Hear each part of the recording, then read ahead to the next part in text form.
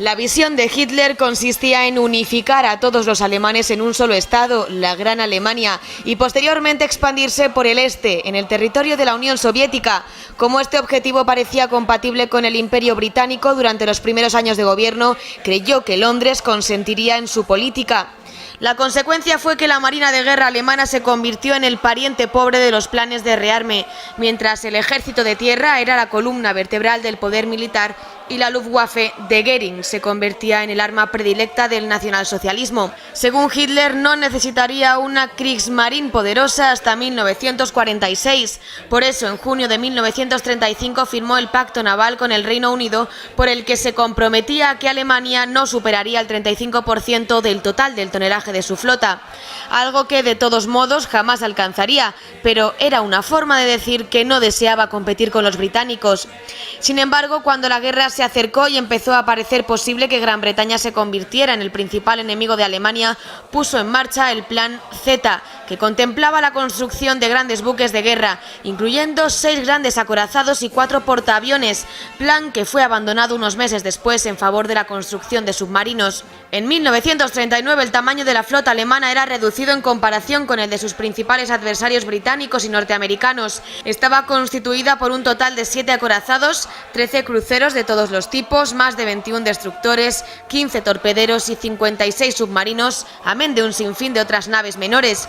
Algunos de estos buques eran verdaderamente excepcionales. Las imposiciones de Tratado de Versalles habían agudizado la inventiva alemana y sus ingenieros desarrollaron los llamados acorazados de bolsillo, como el Graf Spee. En febrero de 1939 se notó el Bismarck y 2 meses después su gemelo el Tirpitz, 2 de las naves de guerra más poderosas del mundo, aunque el dominio británico de los mares y los portaaviones darían con el primero en el fondo del mar en mayo de 1941 e inutilizarían el Tirpitz hasta casi el final de la guerra, si bien el solo hecho de estar fondeado en un fiordo noruego condicionaría la ruta de los convoyes que se dirigían desde Gran Bretaña hasta la Unión Soviética.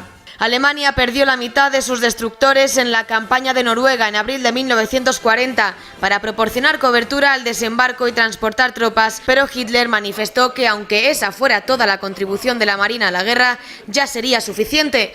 Durante el resto de la guerra, y salvo la singladura del Graf Spee en los últimos meses de 1939 y los episodios reseñados del Bismarck y el Tirpitz, apenas tuvo peso la Kriegsmarine en el desarrollo del conflicto. En febrero de 1942, el Scharnhorst y el Gneisenau cruzaron el Canal de la Mancha burlando a la Marina británica, aunque pronto ambos buques serían puestos fuera de la circulación por la mayor potencial naval aliada. La disminuida Marina de Guerra alemana se volcaría en el mar Báltico durante lo que quedaba de guerra.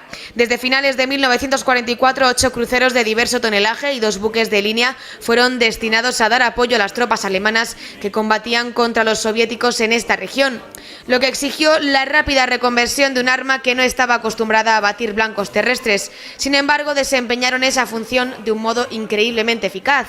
Y sirvieron también para proteger y efectuar las evacuaciones de tropas y personal civil que huían aterrorizadas de la invasión soviética, una función que nadie había imaginado apenas unos meses antes. La operación Golpe de Hoz ejecutada por Wehrmacht en mayo de 1940 había supuesto una sorpresa mayúscula para los aliados. Estos, creyendo que los alemanes se dirigirían hacia París, adoptaron las decisiones pertinentes, solo para encontrarse con que el asalto germano se dirigía hacia la costa del canal, para evitar la evacuación del ejército británico y coger entre 2 fuegos a franceses y belgas. Comenzó entonces una carrera por alcanzar Dunkerque, único puerto desde el que podía producirse la evacuación. En las circunstancias de los finales de mayo de 1940, el ejército alemán tenía todas las posibilidades de triunfo. De ser así, Gran Bretaña se vería privada de su ejército durante mucho tiempo y obligada de este modo a pedir la paz. Sin embargo, una orden de Hitler detuvo al ejército alemán. La razón justificativa de tal decisión aún hoy no está clara, pero una de las posibilidades que se han barajado es que Hitler quisiera mostrarse generoso con los británicos para evitarles una humillación que les impidiese sentarse a la mesa de negociaciones. Aunque esta hipótesis hoy es vista con mayor desconfianza que hace unas décadas, lo cierto es que tiene su origen en el hecho de que el Führer alemán verdaderamente admiraba a Gran Bretaña, a la que nunca deseó combatir. Seguro de que Londres le había dado carta blanca para atacar en el este, Hitler quedó profundamente deprimido cuando le declaró la guerra a los 2 días de la invasión de Polonia, el 3 de septiembre de 1939. Alemania no había desarrollado armamento alguno para invadir Gran Bretaña, ni para bloquear el tráfico marítimo que la alimentaba, ni para bombardear sus ciudades. Adolf Hitler siempre confió en que Londres terminaría poniéndose de su lado, aunque según transcurría la guerra esto parecía cada vez más improbable. Sin embargo, jamás envió al norte de África una fuerza lo suficientemente poderosa como para derrotar al 8º ejército británico. No obstante, en el invierno de 1942-1943 sí destinó a África una ingente cantidad de tropas que unas semanas antes habían decantado la batalla. Se diría que su objetivo era no tanto derrotar a los ingleses cuanto no ser derrotado por ellos. Solía repetir que de la liquidación del Imperio inglés no se derivaría ventaja alguna para Alemania, por cuanto ésta no podría hacerse cargo de dicha herencia, de modo que los beneficiarios de su desaparición solo podrían ser norteamericanos, los japoneses y los soviéticos. Jamás fue consciente del espíritu que animaba a sus enemigos ni comprendió la determinación de hombres como Churchill, dispuestos a todo con tal de derrotar a Alemania. Una anécdota ilustra a la perfección el sentimiento que dominaba a Hitler cuando en febrero de 1942 las tropas japonesas tomaron Singapur, el momento quizá más delicado de toda la guerra para Churchill, y el líder alemán comentó a su círculo más cercano: qué raro es que tengamos que alegrarnos de las victorias de la raza amarilla frente a las últimas posesiones de la raza blanca en Oriente, mientras los ingleses se hayan aliados con esos cerdos bolcheviques. Toda una declaración de intenciones. Cuando estalló la guerra entre Alemania y la Unión Soviética en junio de 1941, el teniente general Andrei Blasov era uno de los favoritos de Stalin. Hombre de gran presencia física e inusualmente carismático entre sus tropas, había logrado sobrevivir a las purgas del Ejército Rojo, durante las que había ascendido hasta ser enviado a China como asesor de Chiang Kai-shek. Participó en la batalla de Kiev y más tarde en la de Moscú, donde contribuyó a salvar la capital del asalto de la Wehrmacht. Entre febrero y junio de 1942, al frente del segundo ejército de choque, trató de liberar la ciudad de Leningrado del cerco alemán, pero la oposición fracasó y el propio Blasov fue hecho prisionero en el frente del Volkhov. Los alemanes supieron que Blasov había rechazado el avión que Stalin le enviara para ponerse a salvo y que el general era un decidido anticomunista. Blasov escribió entonces un memorándum en el que proponía a los alemanes la cooperación de estos con fuerzas rusas antibolcheviques. Si Berlín estaba de acuerdo, él mismo se pondría al frente de un nutrido ejército que debía ser capaz de levantar millones de hombres contra el dominio stalinista. Las perspectivas eran excelentes, por cuanto la entrada del ejército alemán en la Unión Soviética había sido saludada con entusiasmo por la población civil en muchas regiones del país. Sobre todo en Ucrania y los países bálticos, los alemanes eran ampliamente considerados como libertadores, y lo mismo sucedería en el Cáucaso, en 1942. Pero los alemanes solo pensaban en utilizar a los voluntarios como auxiliares, desconfiando de entregarles armas.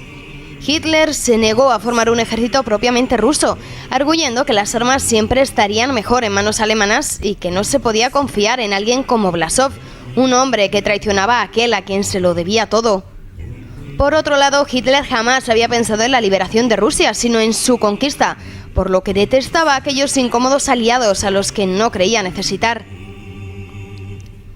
Así que se formó un ejército ruso anticomunista, el Ejército Ruso de Liberación, cuyo papel fue puramente propagandístico, por lo que los alemanes le fueron dando largas a Blasov, a quien utilizaron con bastante éxito para provocar deserciones entre las filas del Ejército Rojo.